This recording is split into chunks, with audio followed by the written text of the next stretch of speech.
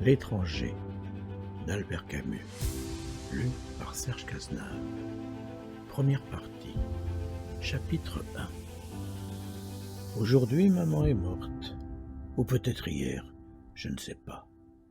J'ai reçu un télégramme de l'asile, mère décédée, enterrement demain, sentiment distingué. Cela ne veut rien dire, c'était peut-être hier.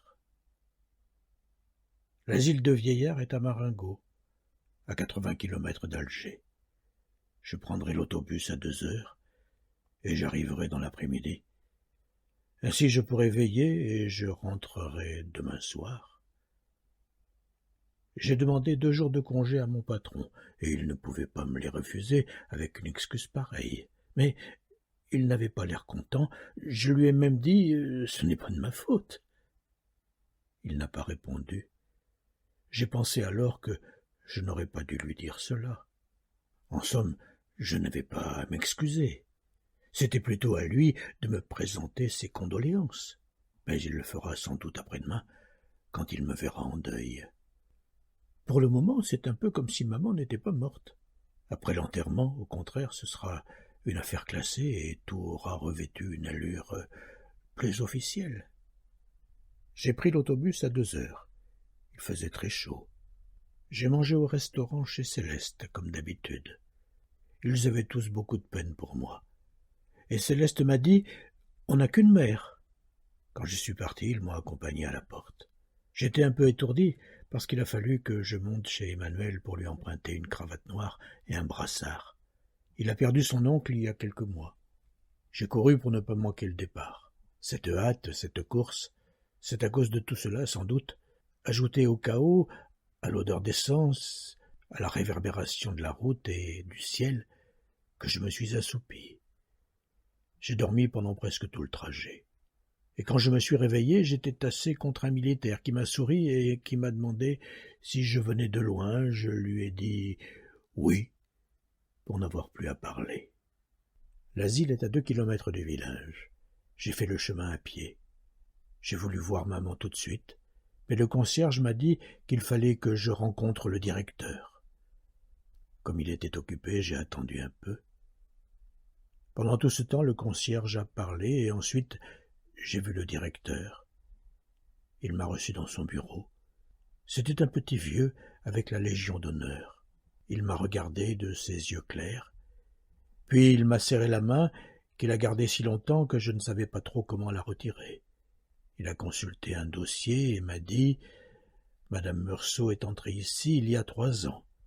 Vous étiez son seul soutien. » J'ai cru qu'il me reprochait quelque chose et j'ai commencé à lui expliquer, mais il m'a interrompu. « Vous n'avez pas à vous justifier, mon cher enfant. J'ai lu le dossier de votre mère. Vous ne pouviez subvenir à ses besoins. Il lui fallait une garde. Vos salaires sont modestes. Et tout compte fait, elle était plus heureuse ici. » J'ai dit « Oui, monsieur le directeur. » Il a ajouté « Vous savez, elle avait des amis, des gens de son âge. Elle pouvait partager avec eux des intérêts qui sont d'un autre temps. Vous êtes jeune et elle devait s'ennuyer avec vous. » C'était vrai. Quand elle était à la maison, maman passait son temps à me suivre des yeux en silence. Dans les premiers jours où elle était à l'asile, elle pleurait souvent. Mais c'était à cause de l'habitude. Au bout de quelques mois, elle aurait pleuré si on l'avait retirée de l'asile, toujours à cause de l'habitude. C'est un peu pour cela que dans la dernière année, je n'y suis presque plus allé. Et aussi parce que cela me prenait mon dimanche, sans compter l'effort pour aller à l'autobus, prendre des tickets et faire 2 heures de route. Le directeur m'a encore parlé, mais je ne l'écoutais presque plus. Puis il m'a dit « Je suppose que vous voulez voir votre mère ?» Je me suis levé sans rien dire, et il m'a précédé vers la porte. Dans l'escalier, il m'a expliqué « Nous l'avons transportée dans notre petite morgue. Pour ne pas impressionner les autres. Chaque fois qu'un pensionnaire meurt, les autres sont nerveux pendant 2 ou 3 jours, et ça rend le service difficile. » Nous avons traversé une cour où il y avait beaucoup de vieillards, bavardant par petits groupes. Ils se taisaient quand nous passions, et derrière nous, les conversations reprenaient. On aurait dit un jacassement assourdi de perruches. À la porte d'un petit bâtiment, le directeur m'a quitté. « Je vous laisse, monsieur Meursault. Je suis à votre disposition dans mon bureau. En principe, l'enterrement est fixé à 10 heures du matin. Nous avons pensé que vous pourrez ainsi veiller la disparue. Un dernier mot. Votre mère a, paraît-il, exprimé souvent à ses compagnons le désir d'être enterrée religieusement. J'ai pris sur moi de faire le nécessaire, mais je voulais vous en informer. » Je l'ai remercié. Maman, sans être athée, n'avait jamais pensé de son vivant à la religion. Je suis entré. C'était une salle très claire, blanchie à la chaux et recouverte d'une verrière. Elle était meublée de chaises et de chevalets en forme de X. Deux d'entre eux, au centre, supportaient une bière recouverte de son couvercle. On voyait seulement des vis brillantes, à peine enfoncées, se détacher sur les planches, passées au broc de noix.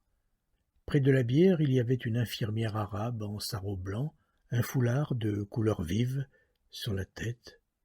À ce moment, le concierge est entré derrière mon dos. Il avait dû courir. Il a bégayé un peu. « On l'a couverte, mais je dois dévisser la bière pour que vous puissiez la voir. » Il s'approchait de la bière quand je l'ai arrêté. Il m'a dit « Vous ne voulez pas ?» J'ai répondu « Non ». Il s'est interrompu et j'étais gêné parce que je sentais que je n'aurais pas dû dire cela. Au bout d'un moment, il m'a regardé et il m'a demandé « Pourquoi ?» Mais sans reproche, comme s'il s'informait. J'ai dit « Je ne sais pas ». Alors, tortillant sa moustache blanche, il a déclaré sans me regarder « Je comprends ». Il avait de beaux yeux, bleu clair, et un teint un peu rouge. Il m'a donné une chaise et lui-même s'est assis un peu en arrière de moi. La garde s'est levée et s'est dirigée vers la sortie. À ce moment, le concierge m'a dit « C'est un chancre qu'elle a ». Comme je ne comprenais pas, j'ai regardé l'infirmière et j'ai vu qu'elle portait sous les yeux un bandeau qui faisait le tour de la tête. À la hauteur du nez, le bandeau était plat. Je ne voyais que la blancheur du bandeau dans son visage. Quand elle est partie, le concierge a parlé. « Je vais vous laisser seul. » Je ne sais pas quel geste j'ai fait, mais il est resté debout derrière moi. Cette présence dans mon dos me gênait. La pièce était pleine d'une belle lumière de fin d'après-midi. Deux frelons bourdonnaient contre la verrière. Dans la petite morgue, il m'a appris qu'il était entré à l'asile comme indigent. Comme il se sentait valide, il s'était proposé pour cette place de concierge. Je lui ai fait remarquer qu'en somme, il était un pensionnaire. Il m'a dit que non. J'avais déjà été frappé par la façon qu'il avait de dire « il », les autres, et plus rarement les vieux, en parlant des pensionnaires dont certains n'étaient pas plus âgés que lui. Mais naturellement, ce n'était pas la même chose. Lui était concierge, et dans une certaine mesure, il avait des droits sur eux. La garde est entrée à ce moment. Le soir était tombé brusquement. Très vite, la nuit s'était épaissie au-dessus de la verrière. Le concierge a tourné le commutateur, et j'ai été aveuglé par l'éclaboussement soudain de la lumière. Il m'a invité à me rendre au réfectoire pour dîner, mais je n'avais pas faim. Il m'a offert alors d'apporter une tasse de café au lait. Comme j'aime beaucoup le café au lait, j'ai accepté, et il est revenu un moment après avec un plateau. J'ai bu. J'ai eu alors envie de fumer, mais j'ai hésité parce que je ne savais pas si je pouvais le faire devant maman. J'ai réfléchi, cela n'avait aucune importance. J'ai offert une cigarette au concierge, et nous avons fumé. À un moment, il m'a dit « Vous savez, les amis de madame votre mère vont venir la veiller aussi. C'est la coutume. Il faut que j'aille chercher des chaises et du café noir. » Je lui ai demandé si on pouvait éteindre une des lampes. L'éclat de la lumière sur les murs blancs me fatiguait. Il m'a dit que ce n'était pas possible. L'installation était ainsi faite, c'était tout ou rien. Je n'ai plus beaucoup fait attention à lui. Il est sorti, est revenu, a disposé des chaises. Sur l'une d'elles, il a empilé des tasses autour d'une cafetière. Puis il s'est assis en face de moi, de l'autre côté de maman. La garde était aussi au fond, le dos tourné. Je ne voyais pas ce qu'elle faisait, mais au mouvement de ses bras, je pouvais croire qu'elle tricotait. Il faisait doux, le café m'avait réchauffé, et par la porte ouverte entrait une odeur de nuit et de fleurs. Je crois que j'ai somnolé un peu. C'est un frôlement qui m'a réveillé. D'avoir fermé les yeux, la pièce m'a paru encore plus éclatante de blancheur. Devant moi, il n'y avait pas une ombre, et chaque objet, chaque angle, toutes les courbes se dessinaient avec une pureté blessante pour les yeux. C'est à ce moment que les amis de maman sont entrés. Ils étaient en tout une dizaine, et ils glissaient en silence dans cette lumière aveuglante. Ils se sont assis sans qu'aucune chaise grinçât. Je les voyais comme je n'avais jamais vu personne, et pas un détail de leur visage ou de leurs habits ne m'échappait. Pourtant je ne les entendais pas, et j'avais peine à croire à leur réalité. Presque toutes les femmes portaient un tablier, et le cordon qui les serrait à la taille faisait encore ressortir leur ventre bombé. Je n'avais encore jamais remarqué à quel point les vieilles femmes pouvaient avoir du ventre. Les hommes étaient presque tous très maigres et tenaient des cannes. Ce qui me frappait dans leur visage, c'est que je ne voyais pas leurs yeux, mais seulement une lueur sans éclat au milieu d'un nid de rides. Lorsqu'ils se sont assis, la plupart m'ont regardé et ont hoché la tête avec gêne, les lèvres toutes mangées par leur bouche sans dents, sans que je puisse savoir s'ils me saluaient ou s'il s'agissait d'un tic. Je crois plutôt qu'ils me saluaient. C'est à ce moment que je me suis aperçu qu'ils étaient tous assis en face de moi, à dodoliner de la tête autour du concierge. J'ai eu un moment l'impression ridicule qu'ils étaient là pour me juger. Peu après, une des femmes s'est mise à pleurer. Elle était au second rang, cachée par une de ses compagnes, et je la voyais mal. Elle pleurait à petits cris, régulièrement. Il me semblait qu'elle ne s'arrêterait jamais. Les autres avaient l'air de ne pas l'entendre. Ils étaient affaissés, mornes et silencieux. Ils regardaient la bière ou la canne, ou n'importe quoi, mais ils ne regardaient que cela. La femme pleurait toujours. J'étais très étonné parce que je ne la connaissais pas. J'aurais voulu ne plus l'entendre. Pourtant, je n'osais pas le lui dire. Le concierge s'est penché vers elle et lui a parlé, mais elle a secoué la tête, a bredouillé quelque chose et a continué de pleurer avec la même régularité. Le concierge est venu alors de mon côté. Il s'est assis près de moi. Après un assez long moment, il m'a renseigné sans me regarder. Elle était très liée avec madame votre mère. Elle dit que c'était sa seule amie ici et que maintenant elle n'a plus personne. Nous sommes restés un long moment ainsi. Les soupirs et les sanglots de la femme se faisaient plus rares. Elle reniflait beaucoup. Elle s'est tue enfin. Je n'avais plus sommeil, mais j'étais fatigué et les reins me faisaient mal. À présent, c'était le silence de tous ces gens qui m'était pénible. De temps en temps seulement, j'entendais un bruit régulier et je ne pouvais pas comprendre ce qu'il était. À la longue, j'ai fini par deviner que quelques-uns d'entre les vieillards suçaient l'intérieur de leurs joues et laissaient échapper ces clappements bizarres. Ils ne s'en apercevaient pas, tant ils étaient absorbés dans leurs pensées. J'avais même l'impression que cette morte, couchée au milieu d'eux, ne signifiait rien à leurs yeux. Mais je crois maintenant que c'était une impression fausse. Nous avons tous pris du café, servi par le concierge. Ensuite, je ne sais plus. La nuit a passé. Je me souviens qu'à un moment, j'ai ouvert les yeux et j'ai vu que les vieillards dormaient tassés sur eux-mêmes, à l'exception d'un seul qui, le menton sur le dos de ses mains agrippées à la canne, me regardait fixement, comme s'il n'attendait que mon réveil. Puis j'ai encore dormi. Je me suis réveillé parce que j'avais de plus en plus mal aux reins. Le jour glissait sur la verrière. Peu après, un des vieillards s'est réveillé et il a beaucoup toussé. Il crachait dans un grand mouchoir à carreaux, et chacun de ses crachats était comme un arrachement. Il a réveillé les autres et le concierge a dit qu'ils devraient partir. Ils se sont levés. Cette veille incommode leur avait fait des visages de cendre. En sortant, à mon grand étonnement, ils m'ont tous serré la main, comme si cette nuit, où nous n'avions pas échangé un mot, avait accru notre intimité. J'étais fatigué. Le concierge m'a conduit chez lui, et j'ai pu faire un peu de toilette. J'ai encore pris du café au lait qui était très bon. Quand je suis sorti, le jour était complètement levé.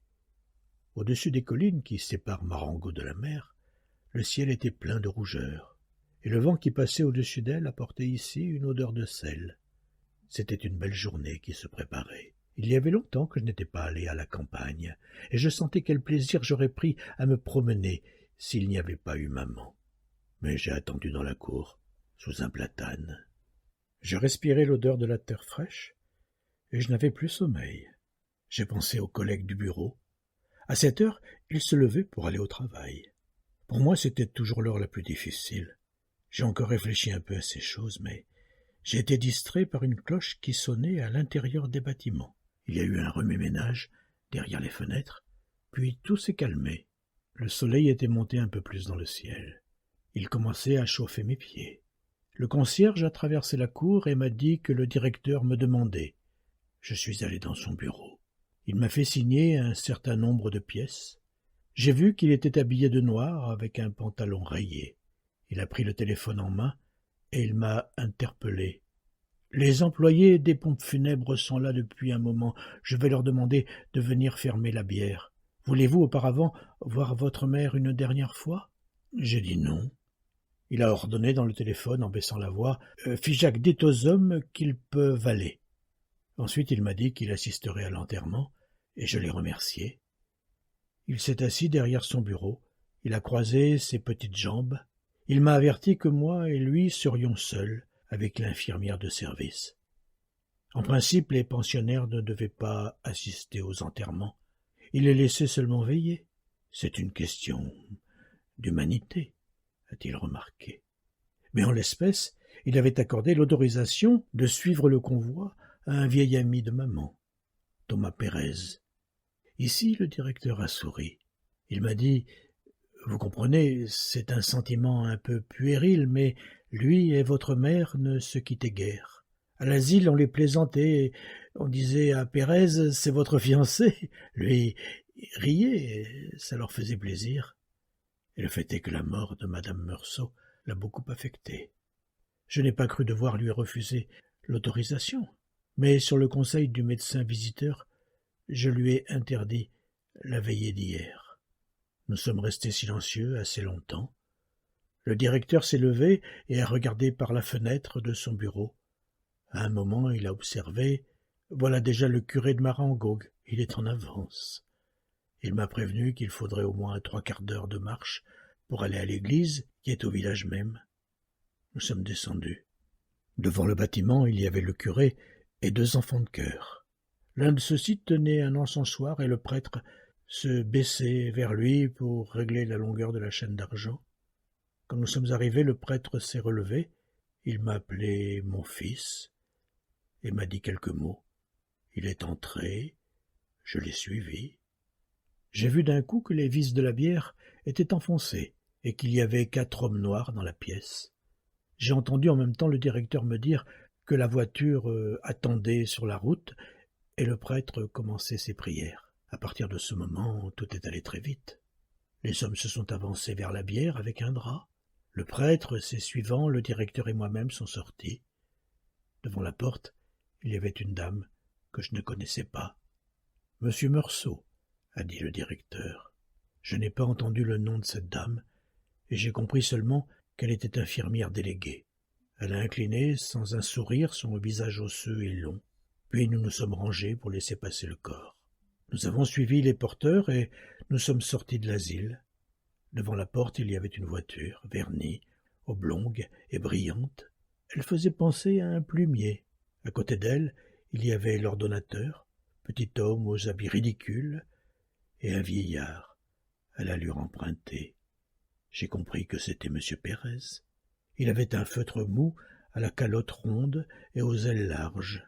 Il l'a ôté quand la bière a passé la porte. Un costume dont le pantalon tourbouchonnait sur les souliers et un nœud d'étoffe noire trop petit pour sa chemise à grand col blanc. Ses lèvres tremblaient au-dessous d'un nez truffé de points noirs. Ses cheveux blancs assez fins laissaient passer de curieuses oreilles ballantes et mal ourlées dont la couleur rouge sang dans ce visage blafard me frappa. L'ordonnateur nous donna nos places. Le curé marchait en avant, puis la voiture. Autour d'elle, les 4 hommes, derrière le directeur, moi-même et fermant la marche, l'infirmière déléguée et M. Pérez. Le ciel était déjà plein de soleil. Il commençait à peser sur la terre et la chaleur augmentait rapidement. Je ne sais pas pourquoi nous avons attendu assez longtemps avant de nous mettre en marche. J'avais chaud sous mes vêtements sombres. Le petit vieux qui s'était recouvert a de nouveau ôté son chapeau. Je m'étais un peu tourné de son côté et je le regardais lorsque le directeur m'a parlé de lui. Il m'a dit que souvent ma mère et M. Pérez allaient se promener le soir jusqu'au village, accompagnés d'une infirmière. Je regardais la campagne autour de moi. À travers les lignes de cyprès qui menaient aux collines près du ciel, cette terre rousse et verte, ces maisons rares et bien dessinées, je comprenais maman. Le soir, dans ce pays, devait être comme une trêve mélancolique. Aujourd'hui, le soleil débordant qui faisait tressaillir le paysage le rendait inhumain et déprimant. Nous nous sommes mis en marche. C'est à ce moment que je me suis aperçu que Pérez claudiquait légèrement. La voiture, peu à peu, prenait de la vitesse, et le vieillard perdait du terrain. L'un des hommes qui entourait la voiture s'était laissé dépasser aussi et marchait maintenant à mon niveau. J'étais surpris de la rapidité avec laquelle le soleil montait dans le ciel. Je me suis aperçu qu'il y avait déjà longtemps que la campagne bourdonnait du chant des insectes et de crépitements d'herbes. La sueur coulait sur mes joues. Comme je n'avais pas de chapeau, je m'éventais avec mon mouchoir. L'employé des pompes funèbres m'a dit alors quelque chose que je n'ai pas entendu. En même temps, il s'essuyait le crâne avec un mouchoir qu'il tenait dans sa main gauche. La main droite soulevant le bord de sa casquette, je lui ai dit « Comment ?» Il a répété en montrant le ciel. « Ça tape. » J'ai dit « Oui. » Un peu après, il m'a demandé « C'est votre mère qui est là ?» J'ai encore dit « Oui. » Elle était vieille. J'ai répondu « Comme ça ?» parce que je ne savais pas le chiffre exact. Ensuite, il s'est tu. Je me suis retourné et j'ai vu le vieux Pérez à 50 mètres derrière nous. Il se hâtait en balançant son feutre à bout de bras. J'ai regardé aussi le directeur. Il marchait avec beaucoup de dignité, sans un geste inutile. Quelques gouttes de sueur perlaient sur son front, mais il ne les essuyait pas. Il me semblait que le convoi marchait un peu plus vite. Autour de moi, c'était toujours la même campagne, lumineuse, gorgée de soleil. L'éclat du ciel était insoutenable. À un moment donné, nous sommes passés sur une partie de la route qui avait été récemment refaite. Le soleil avait fait éclater le goudron. Les pieds y enfonçaient et laissaient ouverte sa pulpe brillante. Au-dessus de la voiture, le chapeau du cocher, en cuir bouilli, semblait avoir été pétri dans cette boue noire. J'étais un peu perdu entre le ciel bleu et blanc et la monotonie de ses couleurs, noir gluant du goudron ouvert, noir terne des habits, noir laqué de la voiture. Tout cela, le soleil, l'odeur du cuir et de crottin de la voiture, celle du vernis et celle de l'encens, la fatigue d'une nuit d'insomnie me troublaient le regard et les idées. Je me suis retourné une fois de plus. Pérez m'a paru très loin, perdu dans une nuée de chaleur, puis je ne l'ai plus aperçu. Je l'ai cherché du regard et j'ai vu qu'il avait quitté la route et pris à travers champs. J'ai constaté aussi que devant moi, la route tournait. J'ai compris que Pérez, qui connaissait le pays, coupait au plus court pour nous rattraper. Au tournant, il nous avait rejoints. Puis nous l'avons perdu. Il a repris encore à travers champs, et comme cela plusieurs fois. Moi je sentais le sang qui me battait aux tempes. Tout s'est passé ensuite avec tant de précipitation, de certitude et de naturel, que je ne me souviens plus de rien. Une chose seulement. À l'entrée du village, l'infirmière déléguée m'a parlé. Elle avait une voix singulière, qui n'allait pas avec son visage, une voix mélodieuse et tremblante. Elle m'a dit « Si on va doucement, on risque une insolation. Mais si on va trop vite, on est en transpiration, et dans l'église, on attrape un chaud et froid. Elle avait raison. Il n'y avait pas d'issue. J'ai encore gardé quelques images de cette journée. Par exemple, le visage de Pérez quand, pour la dernière fois, il nous a rejoints près du village. De grosses larmes d'énervement et de peine ruisselaient sur ses joues. Mais à cause des rides, elles ne s'écoulaient pas. Elles s'étalaient, se rejoignaient et formaient un vernis d'eau sur ce visage détruit.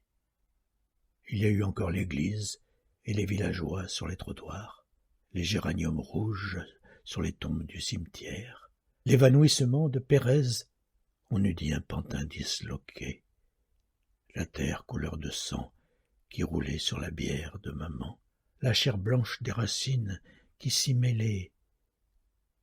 Encore du monde, des voix, le village, l'attente devant un café, l'incessant ronflement du moteur. Et ma joie quand l'autobus est entré dans le nid de lumière d'Alger et que j'ai pensé que j'allais me coucher et dormir pendant 12 heures.